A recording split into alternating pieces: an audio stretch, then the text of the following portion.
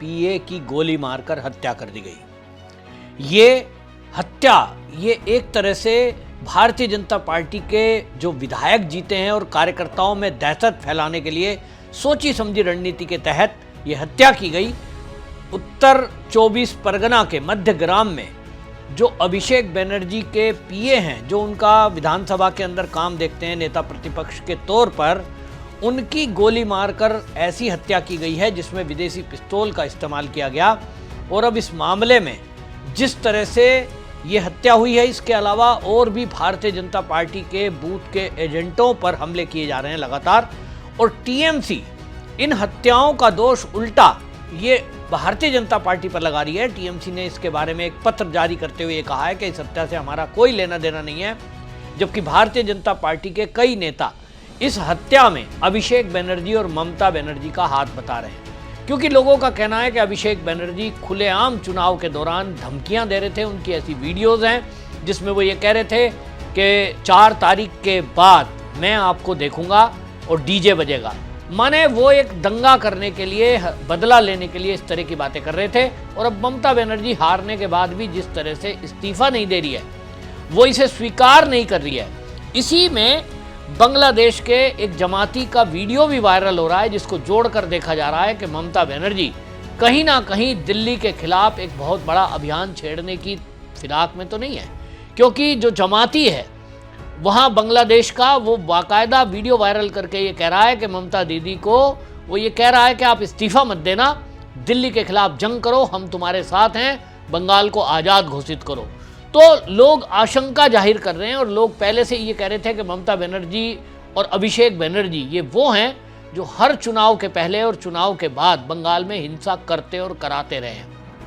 अब ऐसे में भारतीय जनता पार्टी के नेता कार्यकर्ता ये मांग कर रहे हैं कि अभिषेक बनर्जी और ममता बनर्जी की तत्काल गिरफ्तारी की जाए और उनसे गहनता से पूछताछ की जाए, तो पता चलेगा कि अभिषेक बनर्जी के इस हत्या में ये जो चंद्र राय रथ को मारा गया है, 5 गोली उसको लगी हैं, आखिरकार इसके पीछे कौन है।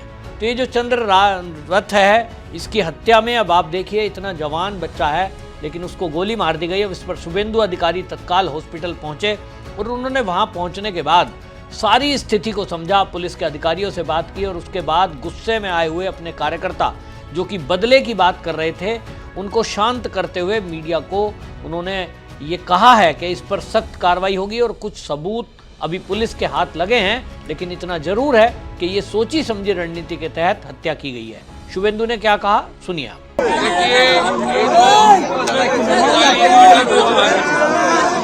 ये प्री प्लान मर्डर है, ये हम लोग का बात नहीं है, पुलिस का डीजीपी का बात है।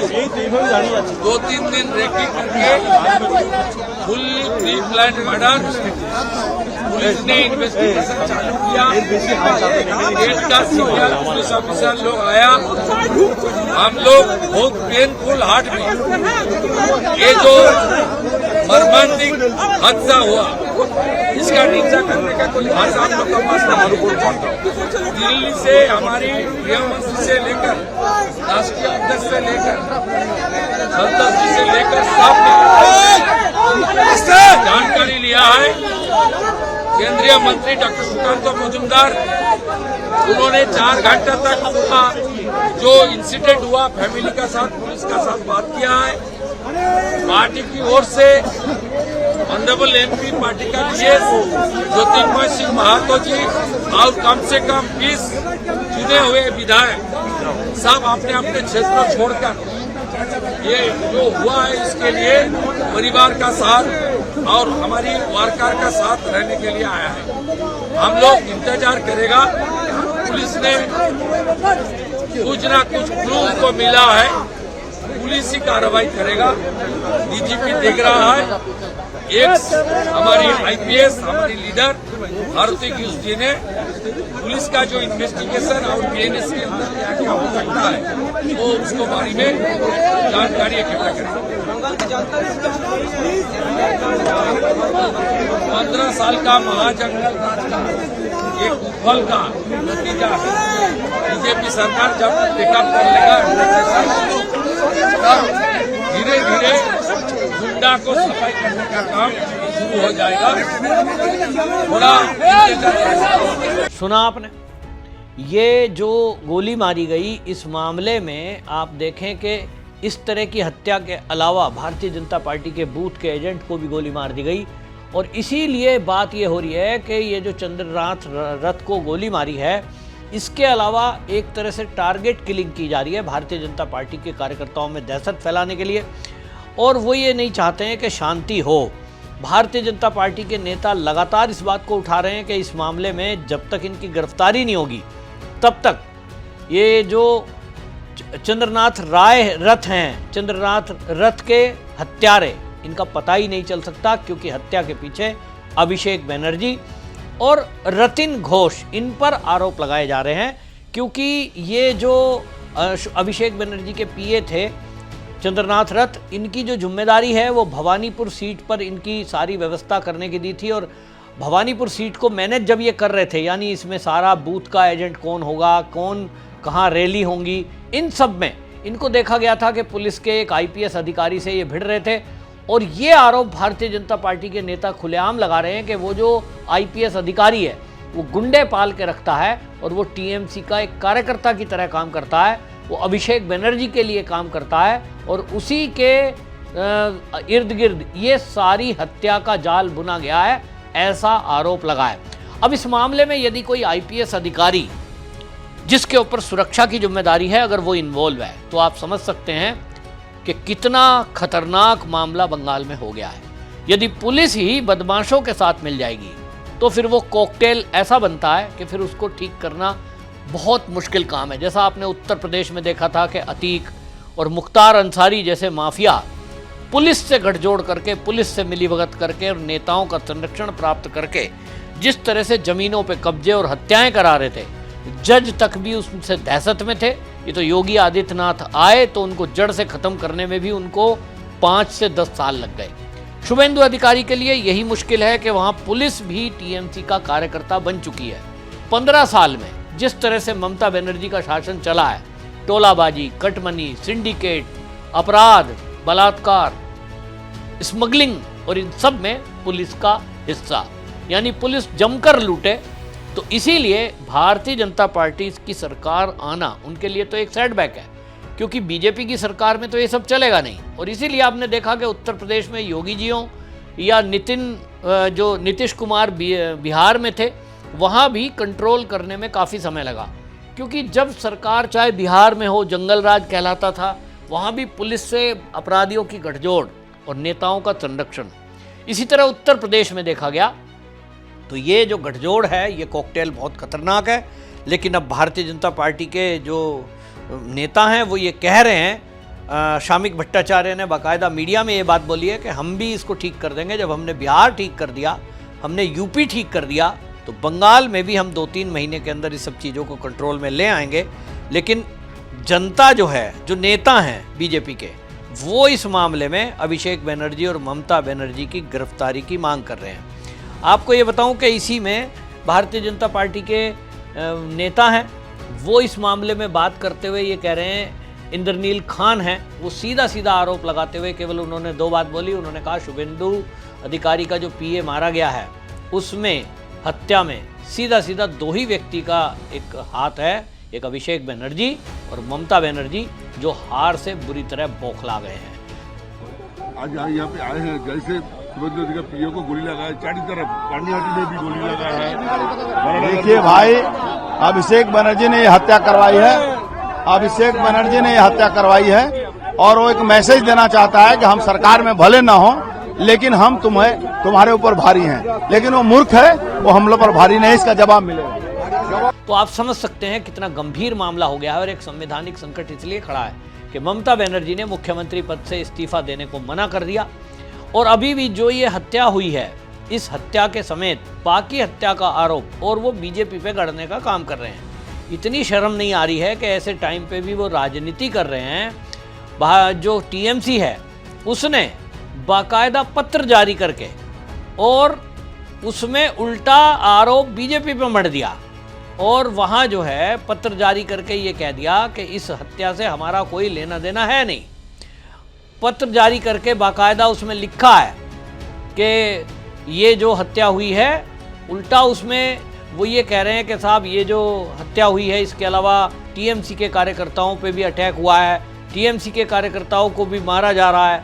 तो मतलब कुल मिला के इस तरह की बातें करके टीएमसी की एक, आप समझ सकते हैं कितनी एक ओछी हरकत हो रही है कि एक हत्या के बाद भी वो अपने आप को इस बात को नहीं मान रहे हैं कि जो भड़काऊ भाषण उन्होंने दिया था अपने कार्यकर्ताओं को, किस तरह से अभिषेक बनर्जी भड़का रहा था कि इस बार मैं पर्सनली आपको देखूंगा, ऐसा बोल रहा था ना। अमित शाह को सीधी धमकी दे रहा था, कौन तुम्हारे पास बॉस है, कौन तुम्हारा दादा आएगा, और सामने बैठी पब्लिक ताली बजा रही थी। यानी ममता बनर्जी हो या अभिषेक बनर्जी, अपने कार्यकर्ताओं को ये भड़काने में लगे थे, और इसीलिए ये आशंका जताई जा रही थी कि चुनाव के बाद इस बार जो हिंसा होगी उसमें कहीं ना कहीं अभिषेक बनर्जी खुल करके उस हिंसा को कहीं ना कहीं ये जो है बढ़ावा दे सकते हैं। टीएमसी अपने पत्र में लिख रही है कि साहब इस समय आचार संहिता लगी हुई है और इस मामले में जो भी कार्रवाई है ये जो है सीबीआई की जांच इससे कराई जाए। वो जान रहे हैं कि सीबीआई की जांच की मांग करेंगे तो लोग सोच लेंगे भाई इसमें हमारा हाथ नहीं है, लेकिन जनता मूर्ख नहीं है। बंगाल की जनता बहुत गुस्से में है और इस हत्या के बाद वाकई में पूरे बंगाल के अंदर उबाल आया हुआ है और सब लोग ये बदले की बात कर रहे हैं। अब ये भारतीय जनता पार्टी के लिए एक बहुत ही संकट की घड़ी है। अमित शाह से सारे कार्यकर्ताओं ने एक बात कही थी कि चुनाव के बाद लगातार हिंसा होती है, चुनाव के दौरान, चुनाव के पहले। तो अमित शाह ने अपनी कई रैलियों में इस बात को दोहराया था कि सेंट्रल फोर्स अगले 2 महीने तक यहाँ रहेंगी, चिंता मत करो। लेकिन ये जो सेंट्रल फोर्स का डिप्लॉय है, ये डिप्लॉयमेंट कम है, काफ़ी कम है। चुनाव के दौरान, वोटिंग के दौरान भी जिस तरह से चप्पे चप्पे पर सेंट्रल फोर्स मौजूद थी, उसके बाद भी उनको गोली मारने का आदेश नहीं है। टिपिकल कंडीशन है। अब मान लीजिए ऐसी कंडीशन में वो गोली मारकर अपराधी भाग रहे हैं, क्या उनमें सेंट्रल फोर्स गोली मार सकती थी? मुझे नहीं लगता। सेंट्रल फोर्स को चुनाव कराने के लिए डिप्यूट किया गया था कि चुनाव में कोई किसी को डराएगा नहीं, ईवीएम को जबरन छेड़ेगा नहीं, उनकी ड्यूटी वहीं तक थी। लेकिन सिविलियन की रक्षा करने की जिम्मेदारी क्या उनको दी गई? मुझे नहीं पता। जिस तरह से कश्मीर में ऑर्डर दिया गया सीआरपीएफ को, लोग कह रहे हैं कि यहाँ अगले 6 महीने सेंट्रल फोर्स को भारी तैनाती करनी पड़ेगी। ये इस बात से और गंभीर उठ जाता है मामला कि जो बॉर्डर लगता हुआ है बांग्लादेश से, वहाँ सीआईए एक्टिव है और वहाँ जमाती बंगाल को आज़ाद कराने और ममता बनर्जी के साथ खड़े होने की बात कर रहे हैं। इससे ये आशंका जाहिर हो रही है कि बॉर्डर पार करके बड़ी संख्या में अपराध करने के लिए वहाँ से एजेंट आ सकते हैं, और हथियार तो इनके पास घर घर में बरामद हो रहे हैं। तो मामला बहुत संगीन है। इस मामले में पुलिस का रवैया पहले से ही ढील ढवला है, और अभी जो बीजेपी के कार्यकर्ता बता रहे हैं वो कह रहे हैं कि साहब इस बंगाल की 75% पुलिस वो तो ममता बनर्जी और अभिषेक बनर्जी के टच में है, इन्हीं के इशारों पे काम करती रही है।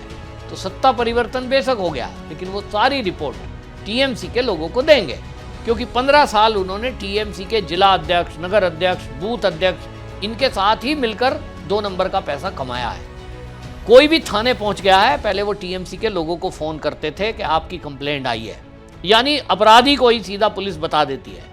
ऐसे में अभिषेक बनर्जी यानी ये जो है कुछ भी कह रहे हैं, शुभेंदु अधिकारी बेशक सीएम बन जाए, बेशक बीजेपी की सरकार हो जाए, लेकिन मुझे लगता है कि पुलिस का संचालन अभिषेक बनर्जी ही करेंगे।